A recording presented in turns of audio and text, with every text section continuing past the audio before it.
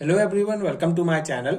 आज हम इस वीडियो में बीएससी फर्स्ट सेमेस्टर केमिस्ट्री के यूनिट 2 केमिकल बॉन्डिंग पार्ट 1 का एक इम्पॉर्टेंट कॉन्सेप्ट, एक इम्पॉर्टेंट टॉपिक जालक ऊर्जा लैटिस एनर्जी के बारे में डिटेल में डिस्कस करेंगे। बहुत इंपॉर्टेंट टॉपिक है, इंपॉर्टेंट कॉन्सेप्ट है बीएससी सेमेस्टर एग्जाम्स के लिए। सो उस अकॉर्डिंग आपको ये प्रॉपर हैंडरिटन नोट्स प्रोवाइड करूंगा हिंदी में, जो आपके सेमेस्टर एग्जाम के प्रिपरेशंस के लिए बहुत हेल्पफुल होगा। एंड इस पर्टिकुलर वीडियो में जालक ऊर्जा क्या होता है, इसका बेसिक कॉन्सेप्ट समझेंगे। इसके अलावा जालक ऊर्जा कौन कौन से कारकों पर निर्भर करते हैं, कौन कौन से कारक प्रभावित करते हैं, उसको भी डिटेल में समझेंगे। एंड जालक ऊर्जा का जो कैलकुलेशन है, उसका जो फॉर्मूला है, उसको हम समझेंगे। सो एक इंपॉर्टेंट कॉन्सेप्ट है। स्टार्ट करते हैं इसके बेसिक डेफिनेशन से। जालक ऊर्जा लैटिस एनर्जी क्या होता है। सो एक मोल आयनिक क्रिस्टल का उसके अवयवी गैसीय आयनों से बनने में जितनी ऊर्जा उत्सर्जित होती है, वह आयनिक यौगिक की जालक ऊर्जा लैटिस एनर्जी कहलाती है। जैसे कोई एक मोल आयनिक क्रिस्टल किससे बनता है, गैसीय आयनों से बनता है। ठीक है, तो ये जो गैसीय आयन है Na प्लस NCl माइनस, जिससे NaCl कंपाउंड बनेगा, तो इसके बनने में जितनी ऊर्जा उत्सर्जित होती है, जितनी ऊर्जा निकलती है, उसी ऊर्जा को लैटिस एनर्जी कहा जाता है। ठीक है, इसको -U के द्वारा रिप्रेजेंट किया जाता है। अगर हम सिंपल शब्दों में समझें तो लैटिस एनर्जी किसी आयनिक कंपाउंड में मौजूद आयनों को एक दूसरे से अलग करने या उन्हें क्रिस्टल लैटिस में एक साथ जोड़ने के लिए जो आवश्यक ऊर्जा की आवश्यकता होती है, उसी को ही हम लैटिस एनर्जी कहते हैं। ठीक है, इसका एक और बेसिक डेफिनेशन है।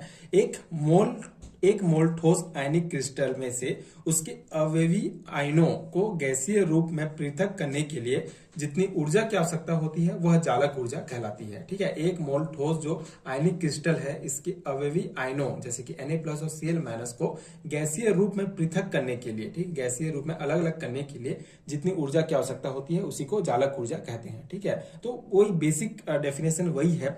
इसको आप इधर से उल्टा भी लिख सकते हैं, इधर भी लिख सकते हैं कि एक आयनिक क्रिस्टल बनने के लिए जो गैसीय आयन होते हैं, वो ठीक है, गैसीय आयन जो होते हैं उनको जोड़ते हैं। उसके बाद जो ये हमारा क्रिस्टल बनता है, इसमें जो एनर्जी निकलता है, उसी को लैटिस एनर्जी कहते हैं। ठीक है, ये हो गया बेसिक इसका डेफिनेशन, बेसिक कॉन्सेप्ट। अब इसको प्रभावित करने वाले जो कारक है, उसको हम देखते हैं। उससे पहले देखिए, ये जो जालक ऊर्जा होता है, इसको किलो जूल प्रति मोल, ठीक है, किलो जूल प्रति मोल के द्वारा मापा जाता है। ठीक है, इससे मापा जाता है, इसका ये यूनिट है, ये आप ध्यान रखेंगे। अब जालक ऊर्जा को निम्न कारक प्रभावित करते हैं। पहला कारक है आयनों का साइज। ठीक है, जो आयन्स होते हैं उसका साइज कैसे प्रभावित करता है। सो आयनों का साइज जितना अधिक होगा, जालक ऊर्जा का मान उतना कम हो जाएगा। ठीक है, आयनों का जो साइज है वो जितना ज्यादा होगा, जितना बड़ा होगा, जालक ऊर्जा का मान उतना होगा, क्योंकि उतना जो है कम हो जाएगा।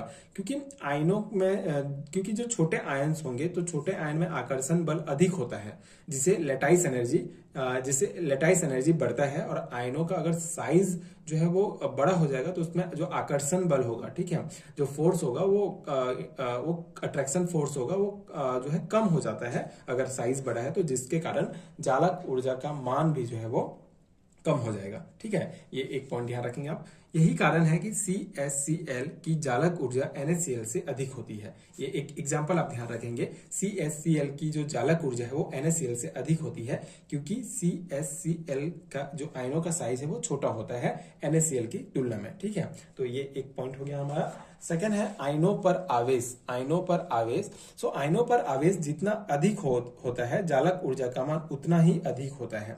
यही कारण है कि MgO NaCl की तुलना में अधिक स्थायी होता है। अब यहाँ पे आयनों पर आवेश की बात कर रहे हैं। ठीक है, तो आयनों में आवेश जितना अधिक होगा, ठीक है, जैसे कि अगर हम यहाँ पे एग्जांपल ले रहे हैं MgO और NaCl, तो MgO की बात करें तो Mg में जो है वो 2+ आयन होता है। ठीक है, NO में 2- आयन होता है, और इसी प्रकार NaCl में Na+ एंड Cl- होगा। तो इसमें एक एक आवेश है, एक एक चार्ज है, और इसमें दो चार्जेस हैं। तो आवेश जितना ज्यादा होगा, वो जालक ऊर्जा का मान उतना अधिक होगा। इसीलिए MgO पे जो जालक ऊर्जा का मान है इसका, वो ज्यादा है, और ये ज्यादा स्थायी होता है NaCl की तुलना में, क्योंकि इसमें जो चार्जेस हैं, जो आवेश है, वो कम है, और इसमें जो आवेश है वो ज्यादा है। ठीक है, ये हो गया हमारा सेकंड पॉइंट, जो है जिस पर निर्भर करता है जालक ऊर्जा। थर्ड है आयनों का इलेक्ट्रॉनिक विन्यास। अब इसमें क्या है, आयनों के इलेक्ट्रॉनों की संख्या में वृद्धि होने पर चालक ऊर्जा का मान कम होता है। ठीक है, कम होता है। अगर इलेक्ट्रॉनों की संख्या वृद्धि होती जाएगी, जैसे जैसे हम पीरियोडिक टेबल में आगे बढ़ते जाएंगे, जो इलेक्ट्रॉन का नंबर अगर बढ़ते जाता है, जिससे उसका इलेक्ट्रॉनिक विन्यास भी बढ़ते जाएगा, तो उसका ऊर्जा का जो चालक ऊर्जा का मान है वो कम होते जाएगा। ठीक है, जैसे यहाँ पे एक दिया गया है CSI, caesium iodide, caesium fluoride, इन सब का जो है ये यहाँ पे ठीक है, इसका कम होगा इसकी तुलना में, फिर ठीक है, फिर इसका कम होगा इसकी तुलना में। इस प्रकार से आप देख सकते हैं इसका मान जो है ये कम होते जा रहा है ना। तो ये एक शो किया गया है, ये आप ध्यान रखेंगे। ठीक है, कि जैसे जैसे इलेक्ट्रॉनों की संख्या वृद्धि होगी, चालक ऊर्जा का मान जो है वो कम होता है। अब ये हो गया हमारा जो कारक प्रभावित करते हैं। अब यहाँ पे अगर हम चालक ऊर्जा की गणना की बात करें, तो चालक ऊर्जा की गणना हम बॉर्न हेबर साइकिल के द्वारा कर सकते हैं। बॉर्न हेबर साइकिल बहुत इंपॉर्टेंट कॉन्सेप्ट है, अगले वीडियो में हम डिटेल में इस कॉन्सेप्ट को समझेंगे।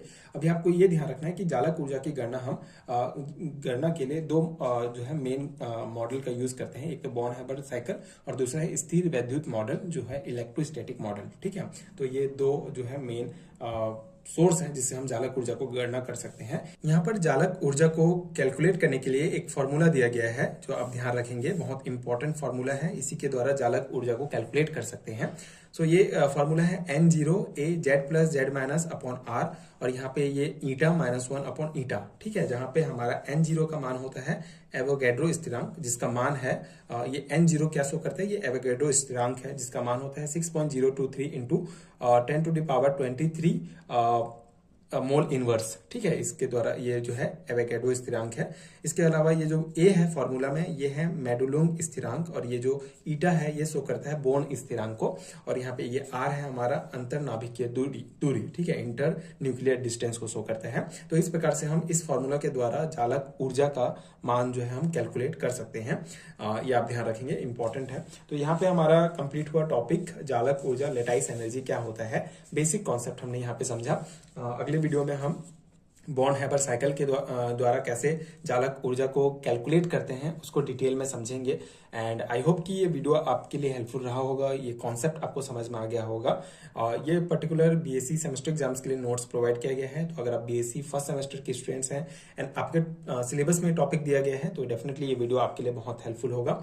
एंड अगर आपको हैंडरिटन नोट्स है, ये पीडीएफ फॉर्म है, तो नीचे डिस्क्रिप्शन बॉक्स में आपको पीडीएफ स्टोर का लिंक मिलेगा, आप वहां से चेक कर सकते हैं। एंड अगर आपके लिए वीडियो हेल्पफुल है, तो आगे के वीडियोस देखने के लिए चैनल के साथ जुड़े रहिए। And thank you so much for watching.